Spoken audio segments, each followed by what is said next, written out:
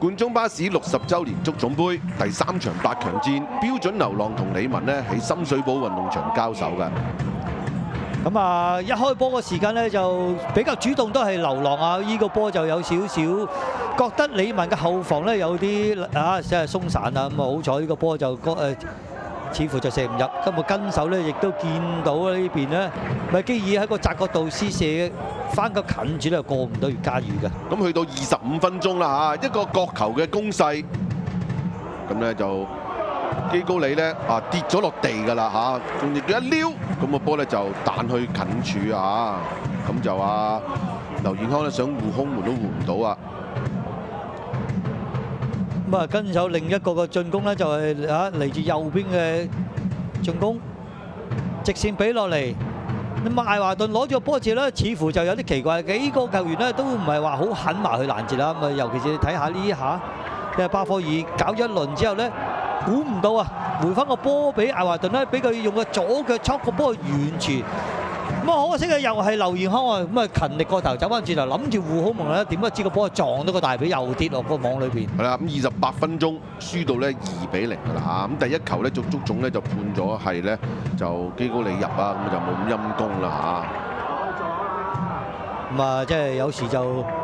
叫做好唔好運啊！呢啲咁嘅入球出現啊。係。咁啦，去到上半場尾段㗎啦咁啊出現咗依個世紀都唔係世紀㗎，世界波啦一個人咧過咗幾關，咁最後咧發力咧射埋去一個死角即係好高難度㗎咁就係哥迪斯咁40分鐘咧就追翻一球。咁啊都可以話係一個球王級嘅入球嚟嘅呢個波，咁啊喺個中場前少少位置咧連過2個嘅係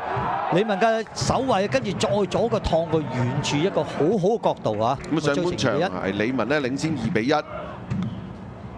咁啊好快啦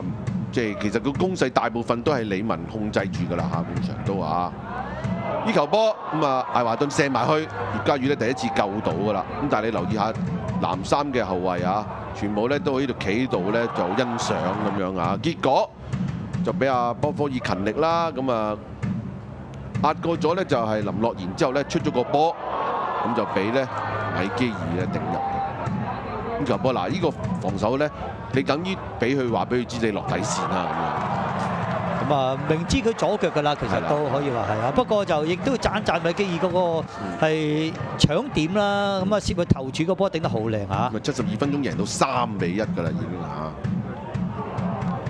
咁啊，跟手另一個嘅攻勢啦，咁啊巴依個米基爾喺個左邊位置地波猜出嚟，咁可惜個波後冚埋嚟嘅係基哥里咧，即係右腳雖然手把佢執落去，但係執得唔係太靚咁去到88分鐘就出現咗依個鏡頭喎。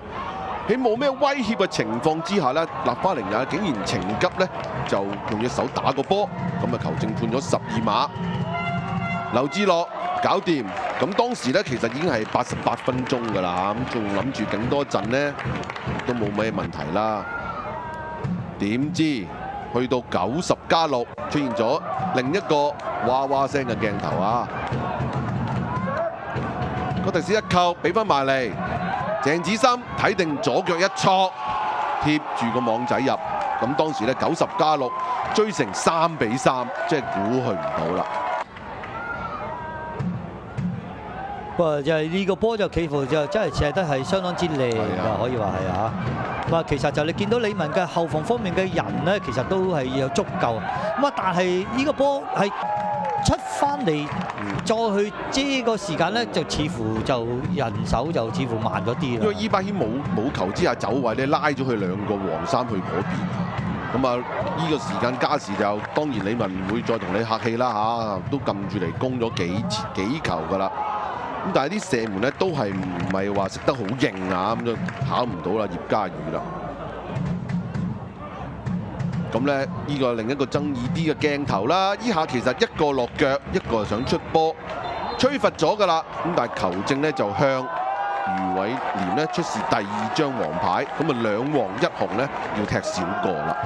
咁佢都好唔憤氣啊！咁啊，即係我哋又話唔係話幫邊個嘅，咁啊最緊要就係睇個波嘅情況嘅啫。咁啊去到尾段嘅時間咧，要另一個嘅紅牌再會出現㗎啦。咁啊好彩最後都經過 VAR 嘅複核啦，咁啊球證亦都覺得係應該係判罰係安沙係推人在先㗎嚇。呢度都驚咗一輪㗎嚇，因為咧就個動作啦，咁啊安沙攬完人之後咧，道一跌，咁佢啊球證當時咧就認為咧係紅牌啊，咁最後咧取消張紅牌。我諗去到最後嘅時間咧，就呢個波就以為能夠可以喺加時嘅情況之下咧就解決㗎啦，點不知個波唔啊處邊出界。係啦，3-3，結果咧又要用12碼去分勝負啦。咁就第一個射嘅係韋利安啦，好有信心咁揞個波入去，跟住到劉志樂，你熟我路都冇話啦，冇辦法啦，照入。跟住咧道出事啦，想射，其實個波都快嘅球速啊，咁但係咧落地亦都好快，跟住哥迪斯省中咗09啊，射中間啊入咗。喂，呢個波就09有啲出錯路啦，咁啊跟手到米基爾，哎呀，即係全場表現最穩定嘅球員，居然射失個12碼。咁啊，彭尼加斯睇到定，呢球波又係射中間嘅。係啊，佢都有少少睇住啊梁興傑嚟射㗎啦。